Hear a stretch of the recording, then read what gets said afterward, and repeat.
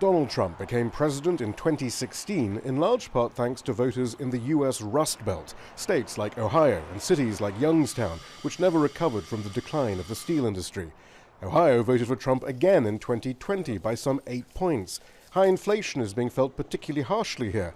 And so in a midterm election overshadowed by an unpopular president and a limping economy, it shouldn't be close.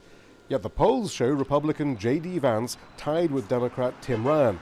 And Ryan clearly feels that Vance's closeness to Trump is a liability. He's made much of Vance shaking Trump's hand immediately after the former president said this. J.D. is kissing my ass. You have to have the courage to take on your own leaders.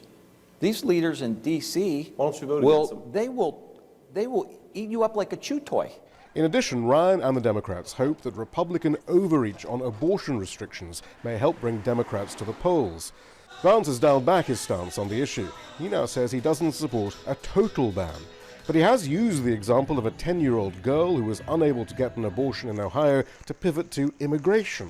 That little girl was raped by an illegal immigrant, and both the media and Tim Ryan need to be honest about the fact that she would never have been raped in the first place if Tim Ryan had done his job on border security.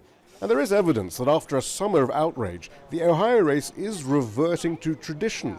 Ultimately, this may well be just a referendum on the party in power. You don't think about abortion on a day-to-day basis. As you're going to buy food or purchase gasoline, you think about the economy on a day-to-day basis. It's a constant kind of reminder and a negative commercial against the Democrats. Here in Ohio, there are several variables that may make this race less competitive than the Democrats initially thought, not least that the pollsters here have consistently underestimated support for Donald Trump.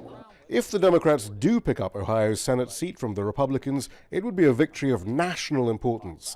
If they lose, it won't change the Senate's balance of power, but it will be yet another sign that the Democratic Party has lost the allegiance of working-class voters. Rattansi, Jazeera, Youngstown, Ohio.